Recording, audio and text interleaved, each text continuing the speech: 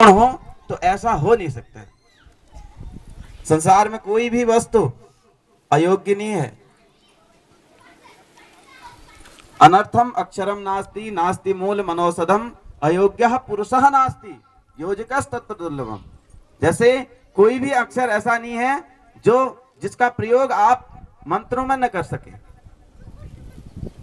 कोई भी ऐसी औषधि, ये जितनी भी जड़ दिखाई दे रही हैं, जितने भी तने हैं, इन सब का कहीं न कहीं उपयोग है।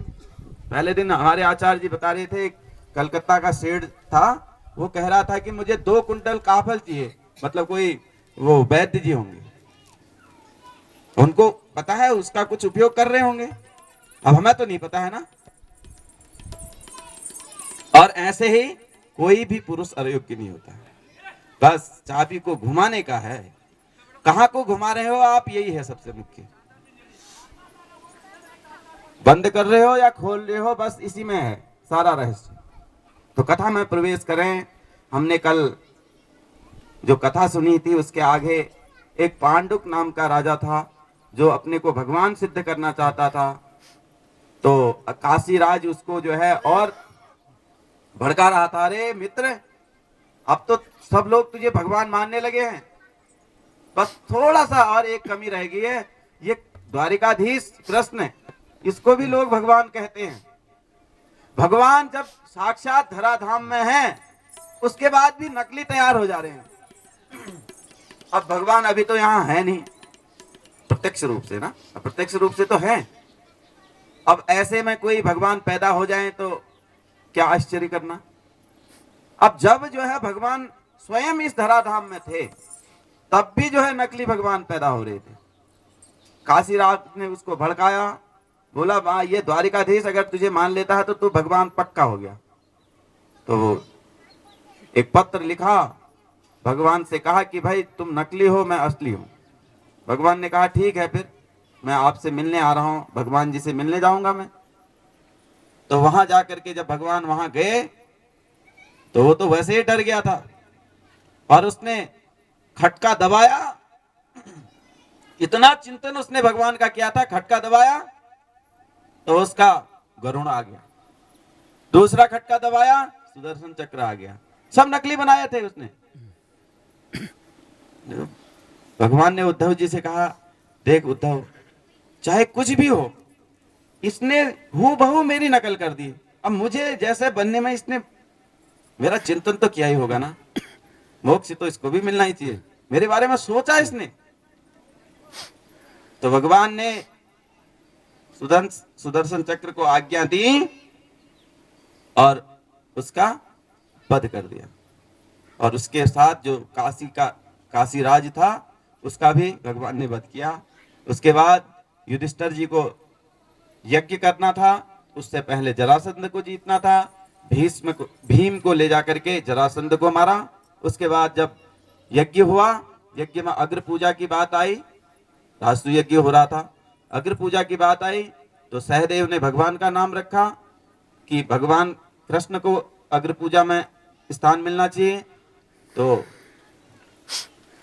और तो कोई कुछ बोल नहीं पाया, लेकिन शिशुपाल भड़क गया, बोला इसने मुझे शादी होने से मेरे को वंचित कर दिया। वहां शादी में था मैं, अभी कथा मैं सुना नहीं पाया आपको, क्योंकि कल समय नहीं मिल पाया था पूर्ण विस्तार से। तो जो है गाली करने लगा, पांडवों को गुस्सा आ गया।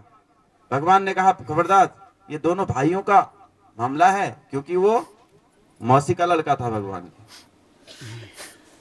अरे भगवान ने जो है जब 101 गाली हुई तो सुदर्शन चक्र को आज्ञा दी और उसका सिर धड़ से अलग हो गया और उसके अंदर से जो तेज निकला तो भगवान के चरणों में विलीन हो गया।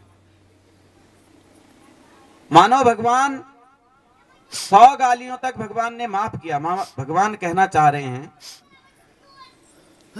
कि हमारी सहनशीलता, हमारी सज्जनता, इसको आप हमारी कायरता मत समझना। हम चुप हैं तो इसका मतलब कि ऐसा नहीं कि हम कर नहीं सकते हैं। ये संदेश भगवान ने दिया और अंत में जो है शिशुपाल का वध किया। उसके बाद जो है परीक्षित से भगवान शुक्राचार्य जी ने कहा, बात ऐसी है परीक्षित, समय अब तुम्हारा 7 दिन का पूर्ण होने वाला है और भगवान की कथा तो पूरी हो ही नहीं सकती है। अब यह है कि तू बता तुझे क्या सुनना है। परीक्षित ने कहा, महाराज सब कुछ तो सुन लिया, बस मुझे एक प्रश्न मेरे मन में आ रहा है कि भगवान को दीन बंधु कहते हैं, किसी दीन को भगवान ने बंधु बनाया, मित्र बनाया अपना? बोले बहुत सुंदर प्रश्न। अब आ गई सुदामा जी की याद। कृष्णस्यासीत् सखा कश्चित् ब्राह्मणो ब्रह्मवित्तमः विरक्तः इंद्रियार्थेषु प्रशांतात्मा जितेंद्रियः। भगवान कृष्ण का एक सखा था जो गुरु जी के यहाँ मिले थे और उसके बाद बड़ा ब्रह्मण्य था, ब्रह्म कर्म में निष्णात था, ब्राह्मणों के जो कर्म थे उसको करता था। इतनी परिचय उसका दिया, इतनी विशेषताएं गिनाई जो है शुक्राचार्य जी ने उसकी। लेकिन जब उनकी पत्नी की बात आई तो कह दिया दरिद्रा सीध मानासा। उनकी पत्नी का नाम सुशीला था, वो गर्गाचार्य जी की पुत्री थी और वो जो है दरिद्र थी। अब पति को जो है दरिद्र नहीं कहा, पत्नी को दरिद्र कहा।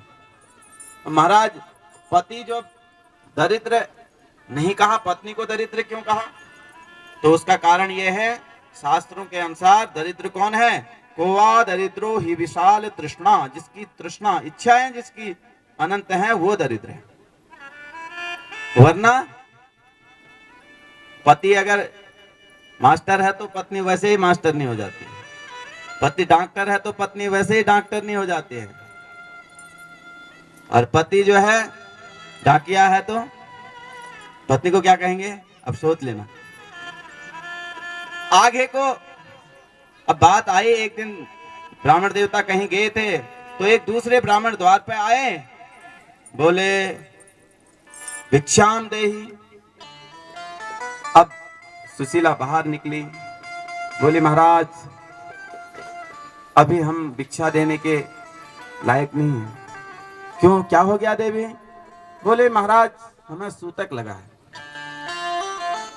वृत्ति सूतक लगा है। वृत्ति सूतक मतलब जिसे हम नाटक कहते हैं, वृत्ति सूतक लगा है। ओहो हाँ, दरिद्र देव हमारे यहाँ प्रकट हुए हैं। समझ गए, ब्राह्मण तो बड़े विद्वान थे। बोले देवी अगर मैं गलत नहीं हूं तो ये सुदामा जी का घर है ना? हाँ महाराज है तो सुदामा, वही सुदामा ना जो कृष्ण के मित्र थे। अब आश्चर्य होगा, सुशीला को तो पता ही नहीं था ये कृष्ण के मित्र हैं करके। बोले हाँ महाराज। सुशीला तो बोली मुझे ये तो पता नहीं है, लेकिन है सुदामा जी का ही घर है। अब शाम को सुदामा जी आए, बोली महाराज और तो जो भी है ब्राह्मण देवता आए थे, आप द्वारिकाधीश को जानते हो, आपके मित्र हैं ना वो? बोले हाँ देवी। बताओ इतना बड़ा रहस्य आपने जो है बताया नहीं, इतने बड़े राजा आपके मित्र और हमारे पास यहाँ खाने के लिए कुछ नहीं है, बच्चों को खिलाने के लिए कुछ नहीं है, इतने दरिद्र हैं, जाओ थोड़ा कुछ लेके आओ। सुदामा जी बोले क्या बोला? सुशीला समझ गई, अगर लेने देने की बात करेंगे तो ये जाने वाले नहीं है। बोले मैं लेने देने वाली बात नहीं कर रही हूं, मैं तो ये कह रही हूँ कि जाना चाहिए नहीं आपने अपने मित्र के पास? हाँ देवी, बात तो ये हुई थी जब हम गुरु ग्रह से आए थे तो हम दोनों ने एक काम बांट रखे थे। मैंने कहा, मेरे से कृष्ण ने कहा था कि तू धर्म का विस्तार करना, यज्ञ अनुष्ठान कराना, और मैं ये अधर्मी राजा हैं इनका वध करके पृथ्वी का भार उतारूंगा। महाराज तो आप कम से कम ये बताने तो जाना चाहिए आपने कि मैं इतना काम कर लिया है, काम इतना आगे बढ़ गया है। अब ये बात समझ में आई। बोली महाराज देवी बात तो ठीक है, लेकिन अब इतना बड़ा राजा उसके पास मैं खाली कैसे जाऊं? उसकी चिंता मत करो। 4 मुट्ठी चावल लाई जहां तहां से, और एक फटा कपड़ा था, धोती, 5-6 बार लपेटा, उसमें बांधा, उसके बाद भी उसमें से चावल बाहर निकल रहे थे। अब कैसा जीर्ण शीर्ण वस्त्र होगा। सुदामा जी चल पड़े और मार्ग बहुत दूर था, रास्ते में एक जगह विश्राम किया। नगरी बहुत दूर थी, और उनको थोड़ी सी निद्रा आई। देखा भगवान की प्रतिज्ञा है, जो तू आए एक पग, मैं आऊं पग 60। तू एक पैर मेरे लिए बढ़ा तो मैं 60 ही पैर आगे बढ़ के तुझे पकड़ लूंगा। भगवान ने तुरंत योग माया का आश्रय लिया और सुदामा जी को पहुंचा दिया द्वारिका में। और जैसे ही नींद खुली, अरे ये कहाँ आ गया मैं, बोलने लगे कहाँ है ये, कौन सी नगरी है? बोले, सबने कहा ये तो द्वारिका नगरी है। ओहो, इतने विशाल भवन, मेरा कान्हा कहाँ होगा? बोले कान्हा? कौन कान्हा? सेवकों से पूछा, अरे कान्हा, अब वो कहाँ कान्हा जाने हो, वहां तो द्वारिकाधीश प्रभु है ना, अब उनको क्या पता कान्हा है? अरे वही जो यहाँ का राजा है। अरे यहाँ के राजा तो महाराजा धीश्वर 1008 श्री श्री श्री कृष्णचंद्र जी हैं। तो कान्हा कान्हा कह रहे हो आप तो? हाँ हाँ वही। अब द्वारपाल हंसने लगे। फटा हुआ कपड़ा, शीस पगान झगा तन में, कुछ भी नहीं था, पैरों में चप्पल नहीं, फटे हुए पैर थे, कांटे चुभे हुए थे। द्वारपालों को लगा कि ये सब कोई पागल है। पहुंच गए भगवान के पास। भगवान से कहा, महाराज एक ऐसा ऐसा आदमी आया है, ब्राह्मण बता रहा है। भगवान ने कहा, भाई ब्राह्मणों को, संतों को मेरे यहाँ आने के लिए आज्ञा लेने की आवश्यकता कब से पड़ी? संत ब्राह्मण तो कभी भी किसी भी समय मेरे घर के अंदर, मेरे राजमहल में प्रवेश कर लेते थे, आज पूछने की क्या आवश्यकता पड़ी? बोले महाराज विश्वास नहीं होता है, वो कह रहा है कि मैं आपका मित्र हूं, मुझे लग रहा है थोड़ा सा 25% कम है। अच्छा क्या बताया नाम? बोले महाराज सुदामा। जैसे ही सुदामा नाम सुना, भगवान ने, 3 लोक के अधिपति दौड़े दौड़े आए, विप्र सुदामा से मिले, सुध बुध बिसरी जाए, सुध बुध बिसरी जाए। भक्ति भाव को देख के प्रभु होते भाव विभोर, भक्त और भगवान के बध जाते हैं डोर, बध जाते हैं डोर। सुदामा सुदामा, अरे मेरा मित्र सुदामा आया है। भगवान बिना चरण पादम का के द्वार पर दौड़े और सुदामा जी को पकड़ लिया और आदर पूर्वक ले आए, अपने आसन में बैठाया। भगवान चरणों में बैठ गए। रुक्मणी जी को आश्चर्य हुआ, ये कौन आ गया और भगवान ऐसा कैसा व्यवहार कर रहे हैं? रुक्मणी जी आश्चर्यचकित होगी और भगवान उनके पैरों को सहला रहे हैं। बोले ऐसे बेहाल विहा विवायन सो, पग कंटक जाल लगे पुनि जोए, हाय महादुख पाए सखा तुम आए, तैन किते। कहाँ थे मित्र तुम, आज तक यहाँ आए क्यों नहीं? दौड़ी रुक्मणी, दौड़ी पानी का बर्तन और परात लेने के लिए दौड़ी।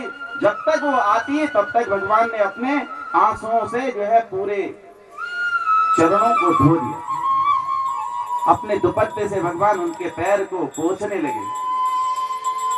इतने कृपालु, इतने दयालु। सुंदर आसन में बैठाया, वस्त्र पहनाए, भोजन कराया। भगवान जो है पैरों में, चरणों में बैठे हुए हैं। रुक्मणी जी शंखा कर रही हैं और भोजन कर रहे हैं सुदामा जी। बताइए आज दरिद्र कौन कहेगा सुदामा जी को? किसे कहेंगे गरीब? तीनों लोकों के अधिपति चरणों में बैठे हुए हैं और जो अन्नपूर्णा माँ है, जो लक्ष्मी है, वो हवा जिसके कर रही है, उससे बड़ा धनवान कौन हो सकता है? बहुत सारे भाव हैं, सीधे सीधे बढ़ते हैं हम आगे की ओर। भगवान ने कहा, मित्र शादी हो गई नहीं? बोले हो गई। मित्र शादी हो गई। अच्छा, तुमने शादी में बुलाया थे नहीं? बोले मित्र आप इतने बड़े आप राजा, आपको बुलाना कोई सामान्य बात तो है नहीं। तो फिर भी मुझे बता दिया होता मित्र, मैं जरूर आता। भगवान बोले अच्छा, तो मेरी भाभी कैसी है? बहुत अच्छी है, बहुत सुंदर है, सुशील है। और एक बात बताऊं? हाँ बताओ। आज आपकी भाभी ने ही मुझे यहाँ पर भेजा है। अच्छा, तो मेरी भाभी ने मुझे खाली तो नहीं भेजा होगा, कुछ तो मेरे लिए भेजा होगा। यहाँ गांव में जो है चावल के वो पोटली दबा रखी है। अब संकोच हो रहा है, इतने बड़े राजमहल में रहने वाला, अब ये फटे फटे कपड़े में चावल, वो भी अलग अलग प्रकार के चावल हैं। क्या करा? बोले ये हाथ ऐसा क्यों कर रखा है तुमने? सुदामा जी बोले महाराज ऐसा हुआ, ये बात ये है, अब चल के आया हूं ना, थकान हो रही है। बहाने बना रहे हैं। अरे मित्र, थकान होती है तो पैरों में होती है, हाथ में थोड़ी होती है। अरे हाथ भी दुखने लगते हैं। अगर अच्छा, मैं तो खाली उस समय से आपके पैरों की मालिश कर रहा था, चलो फिर हाथ भी दबा देता हूँ।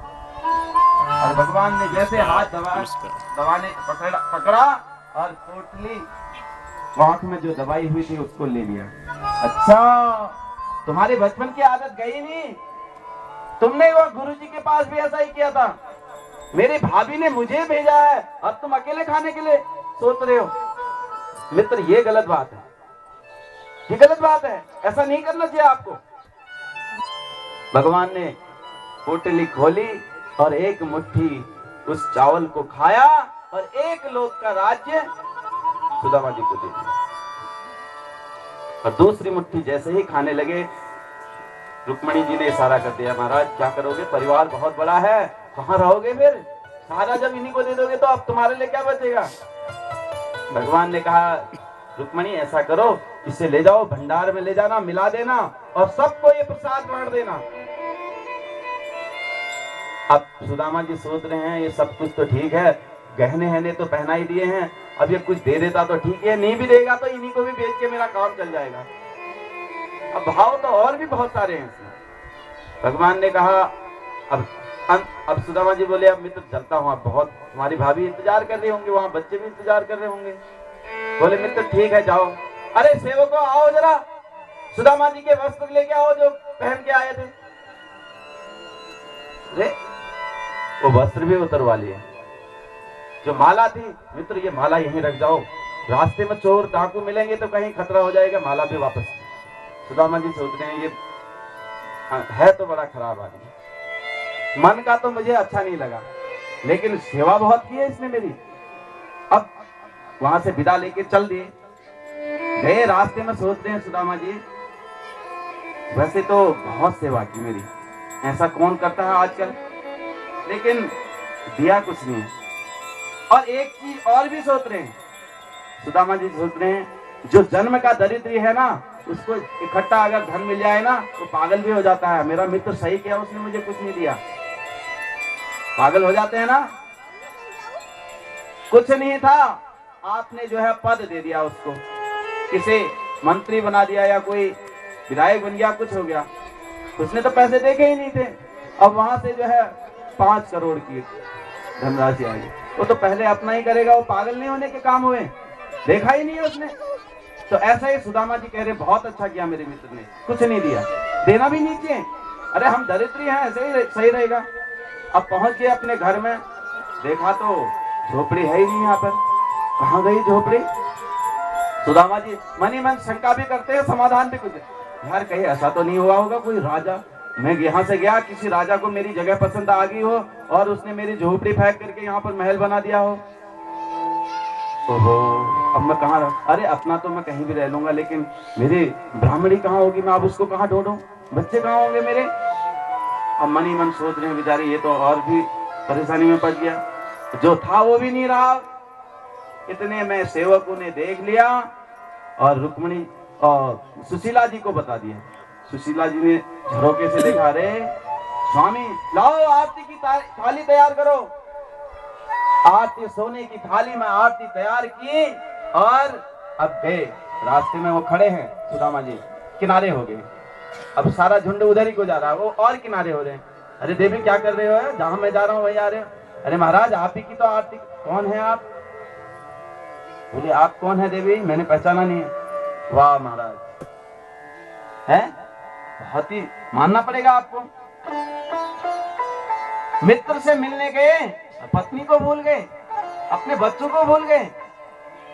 बोले अच्छा सुशीला तुम, ये तेरे तन पर चमचमाती हुई साड़ी और चमचमाती हुई जो है सोने की थाली और ये ऊंची ऊंची अटारी, ये कहां से आया? ने कहा महाराज जब आप गए तो थोड़ी देर बाद ये चमत्कार हुआ, द्वारिकाधीश ने ही ये किया है। ओहो, अब समझ में आया मित्र की महिमा। बड़ा दयालु है, बड़ा कृपालु है सुदामा जी का मन। अब जो है भगवान के चरणों में और अनन्य भाव से लग गया। सोचने लगे